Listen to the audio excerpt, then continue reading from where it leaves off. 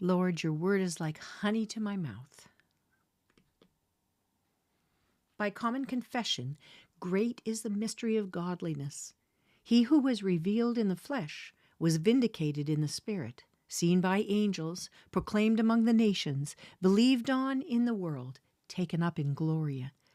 1 Timothy 3, verse 16. Leviticus 9. Now it came about on the 8th day that Moses called Aaron and his sons and the elders of Israel, and he said to Aaron, "Take for yourself a calf, a bull for a sin offering, and a ram for a burnt offering, both without defect, and offer them before the Lord. Then to the sons of Israel you shall speak, saying, Take a male goat for a sin offering, and a calf and a lamb, both 1 year old, without defect, for a burnt offering, and an ox and a ram for peace offerings, to sacrifice before the Lord, and a grain offering mixed with oil, for today the Lord will appear to you." So they took what Moses had commanded to the front of the tent of meeting, and the whole congregation came near and stood before the Lord. Moses said, "This is the thing which the Lord has commanded you to do, that the glory of the Lord may appear to you." Moses then said to Aaron, "Come near to the altar and offer your sin offering and your burnt offering, that you may make atonement for yourself and for the people. Then make the offering for the people, that you may make atonement for them, just as the Lord has commanded." So Aaron came near to the altar and slaughtered the calf of the sin offering, which was for himself. Aaron's sons presented the blood to him, and he dipped his finger in the blood and put some on the horns of the altar and poured out the rest of the blood at the base of the altar. The fat and the kidneys and the lobe of the liver of the sin offering he then offered up in smoke on the altar, just as the Lord had commanded Moses. The flesh and the skin, however, he burned with fire outside the camp. Then he slaughtered the burnt offering, and Aaron's sons handed the blood to him, and he sprinkled it around on the altar. They handed the burnt offering to him in pieces with the head, and he offered them up in smoke on the altar. He also washed the entrails and the legs, and offered them up in smoke with the burnt offering on the altar.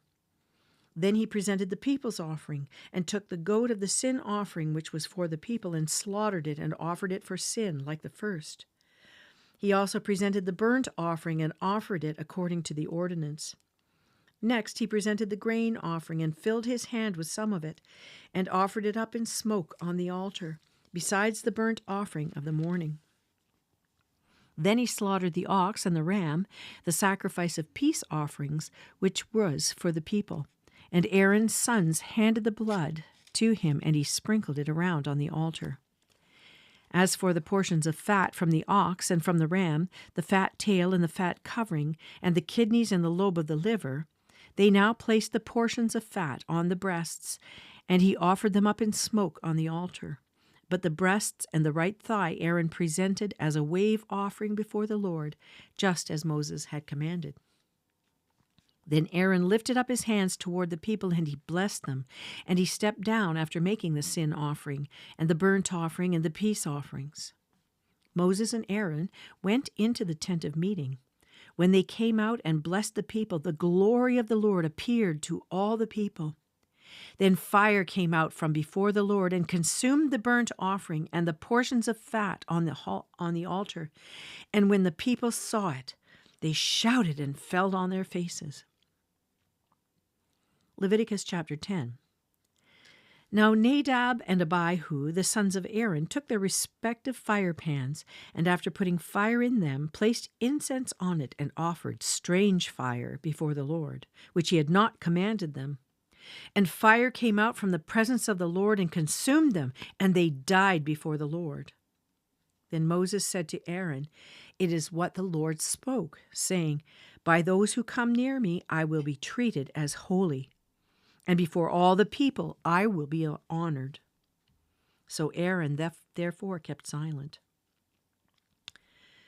Moses called also to Mishael and Elzaphan, the sons of Aaron's uncle Uzziel, and said to them, "Come forward, carry your relatives away from the front of the sanctuary to the outside of the camp."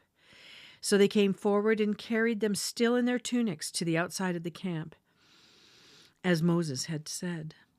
Then Moses said to Aaron and to his sons Eleazar and Ithamar, "Do not uncover your heads nor tear your clothes, so that you will not die, and that he will not become wrathful against all the congregation. But your kinsmen, the whole house of Israel, shall bewail the burning which the Lord has brought about. You shall not even go out from the doorway of the tent of meeting, or you will die, for the Lord's anointing oil is upon you." So they did according to the word of Moses. The Lord then spoke to Aaron, saying, "Do not drink strong wine or strong drink, neither you nor your sons with you, when you come into the tent of meeting, so that you will not die. It is a perpetual statute throughout your generations. And so as to make a distinction between the holy and the profane, and between the unclean and the clean, and so as to teach the sons of Israel all the statutes which the Lord has spoken to them through Moses." Then Moses spoke to Aaron and to his surviving sons, Eleazar and Ithamar, "Take the grain offering that is left over from the Lord's offering by fire, and eat it unleavened beside the altar, for it is most holy. You shall eat it, moreover, in a holy place, because it is your due and your son's due out of the Lord's offerings by fire. For thus I have been commanded. The breast of the wave offering, however, and the thigh of the offering you may eat in a clean place, you and your sons and your daughters with you. For they have been given as your due and your son's due out of the sacrifices of the peace offerings of the sons of Israel. The thigh offered by lifting up and the breast offered by waving they shall bring along with the offerings by fire of the portions of fat, to present as a wave offering before the Lord. So it shall be a thing perpetually due you and your sons with you, just as the Lord has commanded." But Moses searched carefully for the goat of the sin offering, and behold, it had been burned up. So he was angry with Aaron's surviving sons, Eleazar and Ithamar, saying, "Why did you not eat the sin offering at the holy place? For it is most holy, and he gave it to you to bear away the guilt of the congregation, to make atonement for them before the Lord. Behold, since its blood had not been brought inside into the sanctuary, you should certainly have eaten it in the sanctuary, just as I commanded." But Aaron spoke to Moses, "Behold, this very day they presented their sin offering and their burnt offering before the Lord.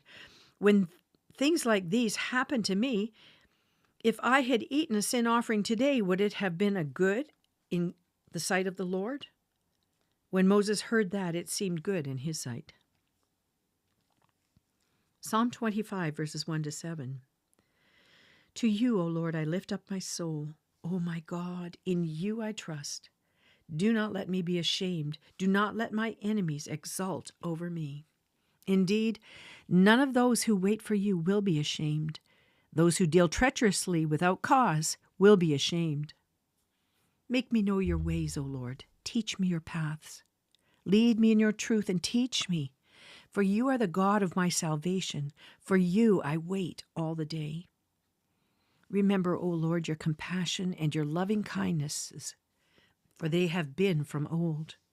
Do not remember the sins of my youth or my transgressions. According to your loving kindness, remember me, for your goodness' sake, O Lord. Proverbs 9, verses 13-18. The woman of folly is boisterous. She is naive and knows nothing. She sits at the doorway of her house, on a seat by the high places of the city, calling to those who pass by, who are making their paths straight. Whoever is naive, let him turn in here. And to him who lacks understanding, she says, stolen water is sweet, and bread eaten in secret is pleasant. But he does not know that the dead are there, that her guests are in the depths of Sheol.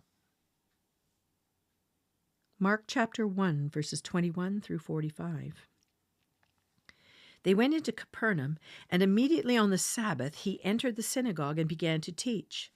They were amazed at his teaching, for he was teaching them as one having authority, and not as the scribes. Just then there was a man in their synagogue with an unclean spirit, and he cried out, saying, "What business do we have with each other, Jesus of Nazareth? Have you come to destroy us? I know who you are, the Holy One of God." And Jesus rebuked him, saying, "Be quiet and come out of him." Throwing him into convulsions, the unclean spirit cried out with a loud voice and came out of him. They were all amazed, so that they debated among themselves, saying, "What is this? A new teaching with authority? He commands even the unclean spirits, and they obey him." Immediately the news about him spread everywhere into all the surrounding district of Galilee. And immediately after they came out of the synagogue, they came to the house of Simon and Andrew with James and John. Now Simon's mother-in-law was lying sick with a fever, and immediately they spoke to Jesus about her. And he came to her and raised her up, taking her by the hand, and the fever left her, and she waited on them. When evening came, after the sun had set, they began bringing to him all who were ill and those who were demon-possessed, and the whole city had gathered at the door. And he healed many who were ill with various diseases, and cast out many demons. And he was not permitting the demons to speak, because they knew who he was. In the early morning, while it was still dark, Jesus got up, left the house, and went away to a secluded place, and was praying there. Simon and his companions searched for him. They found him and said to him, "Everyone's looking for you."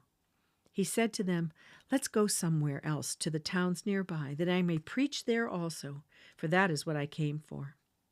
And he went into their synagogues throughout all Galilee, preaching and casting out the demons. And a leper came to Jesus, beseeching him and falling on his knees before him and saying, "If you are willing, you can make me clean." Moved with compassion, Jesus stretched out his hand and touched him and said to him, "I am willing, be cleansed." Immediately the leprosy left him and he was cleansed. And he sternly warned him and immediately sent him away. And he said to him, "See that you say nothing to anyone, but go, show yourself to the priest, and offer for your cleansing what Moses commanded as a testimony to them." But he went out and began to proclaim it freely and to spread the news around to such an extent that Jesus could no longer publicly enter a city, but stayed out in unpopulated areas, and they were coming to him from everywhere.